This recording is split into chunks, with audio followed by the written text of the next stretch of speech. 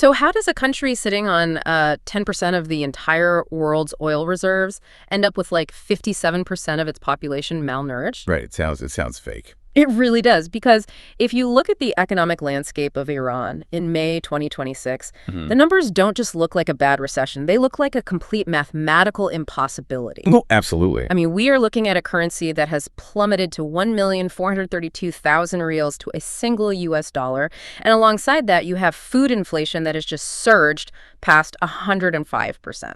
Yeah, and the immediate reaction for anyone, just casually following the news is to look at the recent headlines. Sure. The obvious stuff. Exactly. We just witnessed Operation Epic Fury, right? The Iran-Israel war between 2025 and 2026, and that's piled on top of decades of crushing U.S. sanctions. Right. So it is incredibly tempting to just point at those external pressures and say, well, there is the fracture. There is the reason the economy is collapsing. Okay, let's unpack this. Because our mission today for this deep dive is to look at what is actually happening underneath that surface narrative.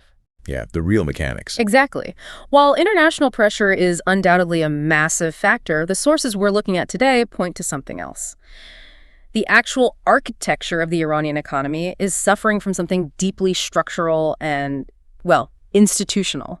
It's an internal crisis, just as much as an external one. To capture what is truly happening on the ground there, we have to explore a concept from the research called the necroeconomy. A necroeconomy, so literally a dead economy. Essentially, yes. Yeah. It describes a system where the traditional productive capacity of a nation, so the independent factories, the normal avenues of job creation, the competitive markets that actually drive long-term growth, all of that is effectively dead. Wow.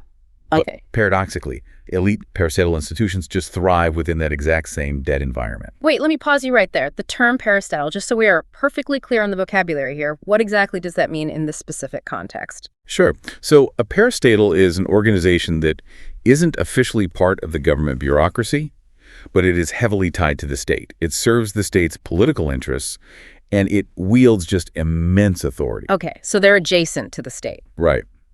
In Iran, these groups operate completely in the shadows. They control vast amounts of wealth and infrastructure without any of the normal public accountability or parliamentary oversight you'd expect. I see. So it's less like a struggling business sector and more like a biological parasite. Oh, that's a good way to put it. Like a parasite doesn't want the host to get healthy and go to the gym, right? It just wants to keep the host barely alive so it can keep feeding off it indefinitely. That is a chilling, but highly accurate way to visualize it.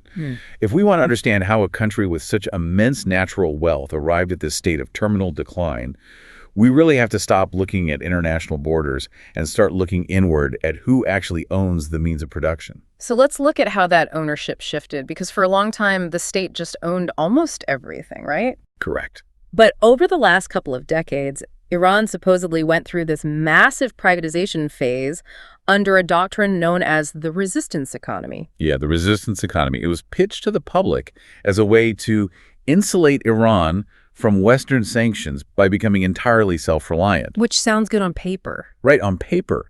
To achieve this, the government initiated a huge push to privatize state-owned enterprises.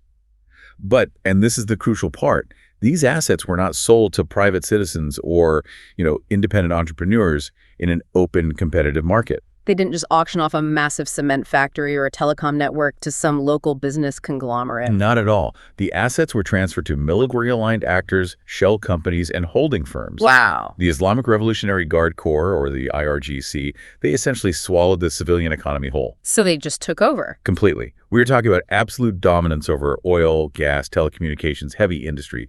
They created a literal shadow state. It's privatization in name only. They just moved the money from the state's left pocket into the military's right pocket. Exactly.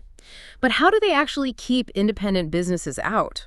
Like if a civilian construction company wants to build a bridge, how does the IRGC physically stop them from getting the contract? Well, they use the state security apparatus to completely rig the tendering process.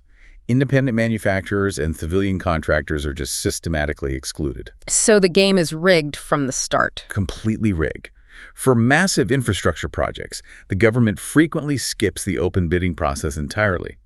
They simply award the contract directly to the IRGC's engineering and construction arm, Qatam al-Anbiya, under this really broad justification of national security. So there is zero competition.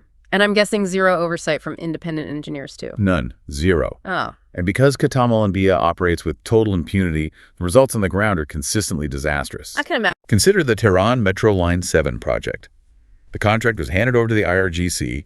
They rushed the construction just to show progress, wildly overcharged the government for the materials, and the final product was deemed completely unsafe for the public. That's terrifying. It is. And we see the exact same pattern with their monopolization of dam construction. They built dams so recklessly and without proper environmental studies that has severely exacerbated Iran's water shortages. Oh, wow. Yeah, it caused literal aquifer collapse across multiple provinces. Okay, but what about small and medium enterprises? SMEs make up roughly 90% of employment in Iran.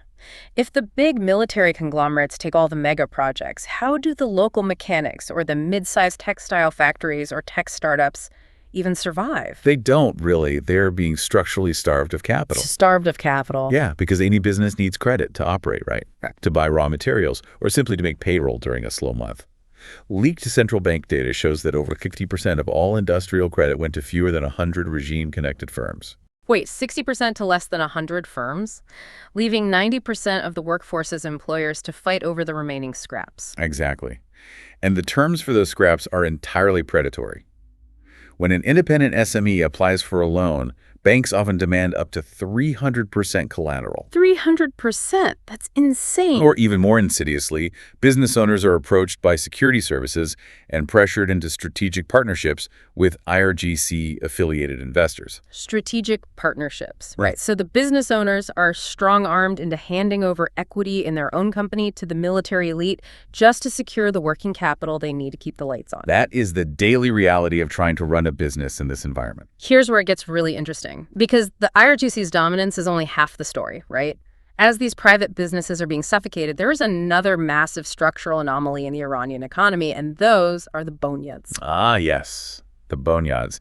They are clerical charitable foundations, and they're arguably the most complex and, honestly, misunderstood piece of Iran's economic puzzle. They operate completely outside the normal rules of a nation-state. I mean, these foundations do not fall under the national budget. Parliament has absolutely no oversight over their spending. Not at all. The central bank cannot audit or regulate them. They answer exclusively to the supreme leader. And the scale of their wealth is staggering.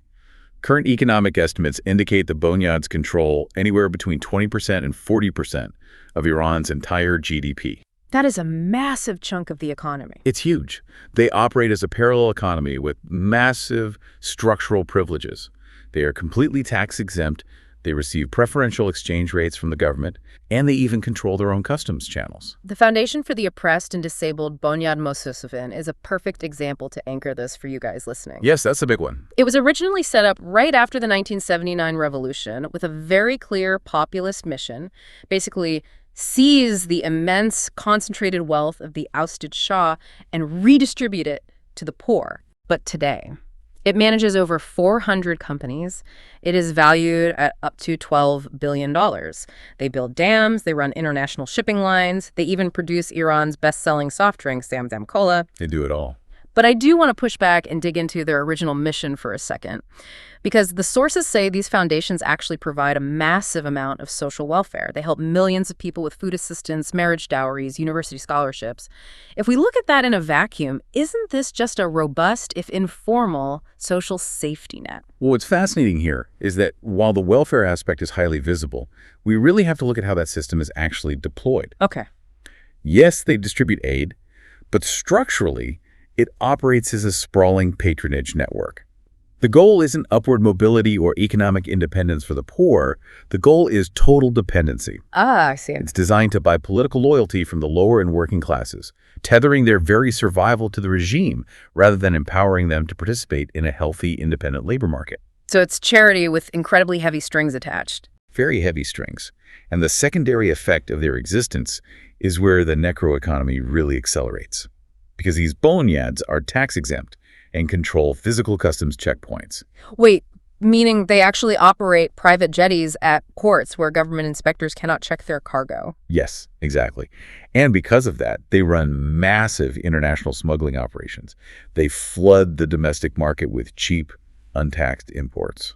I want to make sure I grasp the mechanics of that. If I'm a local Iranian manufacturer making shoes, right, I have to pay my workers, I have to pay domestic taxes, and I have to buy raw materials at the standard market rate. Right, the normal costs of doing business. But suddenly I have to compete with a boneyard that pays zero taxes, gets subsidized foreign currency to buy cheap Chinese shoes, and brings them into the country through a private port without paying a single tariff. That completely distorts any normal market forces. You cannot compete. The legitimate domestic shoe manufacturer is just crushed. They go bankrupt, their workers lose their jobs, and the productive capacity of the nation shrinks a little bit more. The parasite feeds, and the host gets weaker. Okay, so if the IRGC and these boneyards are running massive, inefficient monopolies that just bleed cash, and the real productive economy is dying out, who is actually covering their losses? I mean, they have to be getting the money from somewhere. Well, that brings us to the total weaponization and subsequent collapse of the Iranian financial system. Ah, the banks. Yes. The burden of sustaining the shadow state falls squarely on the banks. Let's look at the collapse of Bank Ayanda in October 2025. This was technically a privately run lender, but its board and ownership were deeply linked to regime insiders. Right. And Bank Ayanda operated like a classic predatory scheme. They offered unbelievably high interest rates to attract deposits from everyday Iranian citizens. Then they turned around and funneled those billions of dollars into highly speculative, illiquid projects for well-connected elites. The most infamous being the Iran Mall, right? That massive, ostentatious, luxury real estate project in Tehran that just soaked up incredible amounts of capital. Exactly. A luxury mall that generated nowhere near the revenue needed to pay back those loans. Yep. Ultimately, Bank Ayanda collapsed under the weight of nearly $5 billion in bad debt. $5 billion. And in a normal functioning economy, when a bank fails due to corruption like that, the shareholders get wiped out, the executives face criminal investigations, and there's a managed restructuring of the assets. But that didn't happen here. The state just absorbed it. They folded Bank Ayanda's massive liabilities, which were estimated at around $10 billion, directly into the state-run Bank Melli. And to cover that gaping multi-billion-dollar hole in the balance sheet, the central bank just fired up the printing presses. It is a systemic sovereign banking loop of toxicity. And Bank Ayanda wasn't an isolated case. Military-affiliated banks like Ansar Bank were also entirely hollowed out by unrecoverable loans handed out to shell companies. Just giving away money to themselves. Pretty much. The banks are treated as personal piggy banks for the elite. And when the piggy bank is empty, the state simply prints more currency to fill it back up. Which forces the central bank to run the printing presses 24/7 just to keep these zombie peristatal institutions alive. And the direct mathematical consequence of printing all that unbacked money is hyperinflation. Right. And in this context, hyperinflation is not an accident or a policy misstep. It is a functional mechanism of the necroeconomy. It's by design. Yes. It acts as a hidden, highly regressive tax on the poorest citizens. The government is essentially confiscating the purchasing power of the working class, evaporating their wages and savings to pay off the corrupt debts of the elite. Wow.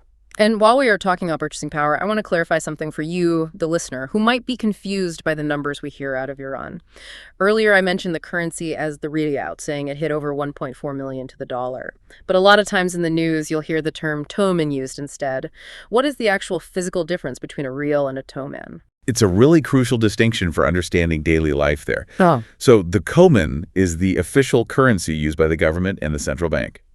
The toman is a super unit used by everyday citizens. A super unit. Yeah.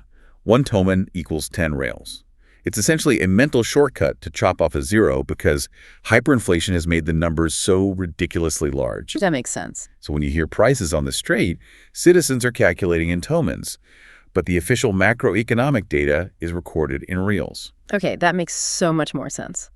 So as this banking crisis peaked in early 2026 and the value of both the rial and the toman was just evaporating, intelligence reports revealed something incredibly dark. Oh, this part is wild. Within a 48-hour window during widespread internet blackouts designed to suppress protests, regime elites moved $1.5 billion in foreign currency offshore. Yeah. While the average citizen is watching their ability to buy bread vanish, the people responsible for the crisis are utilizing their shadow networks to move hard currency out of the country. So what does this all mean for you? If you are an average Iranian citizen trying to survive in May 2026, this macroeconomic disaster translates directly into the explosive protests we are seeing. The foundational relationship between the state and the people is just gone. Completely. Since 1979, the domestic stability of the Islamic Republic relied on a very specific social contract. The implicit agreement was, citizens accept the authoritarian political and social restrictions, and in exchange, the state uses its vast oil wealth to provide heavily subsidized food, energy, housing, and general economic stability. But the state has unilaterally dissolved that contract, not because they had a change of heart or ideology, but out of sheer fiscal exhaustion. They can no longer afford to subsidize the public while simultaneously funding the massive parasite of the necroeconomy. Right. The absolute breaking point was the 2026 draft budget. The government proposed eliminating the preferential exchange rate of 28,500 tumans to the dollar, which had been specifically reserved for importing essential goods like medicine and staple foods. And the moment they removed that subsidized rate, food inflation skyrocketed to 105%. Suddenly, basics like meat or cooking oil become completely unattainable luxury items for a regular family. It's devastating. But the infuriating part is that the state still has massive streams of revenue coming in. I mean, they operate an enormous ghost fleet of oil tankers. Yes, the ghost fleet is a vital mechanism for elite survival. These are tankers that physically disable their transponders, spoof their GPS location data to make it look like they are in a completely different hemisphere, and transfer oil ship to ship in the middle of the ocean to bypass international sanctions. Sounds like a spy movie. It really does. They sell millions of barrels covertly, mostly to independent refineries in Asia. But those billions of dollars in hard currency, they do not go into the public budget to stabilize the real or buy food for the citizens. No, they do not. Those revenues bypass the central bank entirely. They are structurally ring-fenced into a shadow budget. A shadow budget, of course. That money exclusively funds the security apparatus, the IRGC, and their regional proxy networks. The public budget is left to starve, which is why the government resorts to printing more money just to pay teachers and civil servants, fueling the inflation fire even further. This brings me to a really critical question, and I want to dig into the actual logic of the people running this system. Okay. If this necroeconomy is actively bankrupting the country, destroying the currency, and sparking massive, desperate, nationwide protests that threaten the regime's very existence, why wouldn't the technocrats inside the government just reform it? It's a logical question. You would think basic self-preservation would kick in. Just open up the markets, stop the smuggling, let the economy breathe a little. Well, if we connect this to the bigger picture, it seems highly irrational from the outside. But if we look at the internal incentive structures, we arrive at a devastating conclusion from the research. We naturally assume that the leaders of a country want its GDP to grow, right? Right, because a rising tide lifts all yachts. Exactly. Because in most countries, the wealth of the elite is directly tied to the overall economic prosperity of the nation. That is the normal expectation. Yeah. But in Iran's necroeconomy, the incentive structure is inverted. The elite's wealth relies entirely on international isolation, on the black markets, on smuggling routes, and on the total absence of foreign competition. Because if a real transparent international construction firm could bid on a subway project, Khatam Almia wouldn't be able to overcharge the state for a dangerous metro line. Bingo.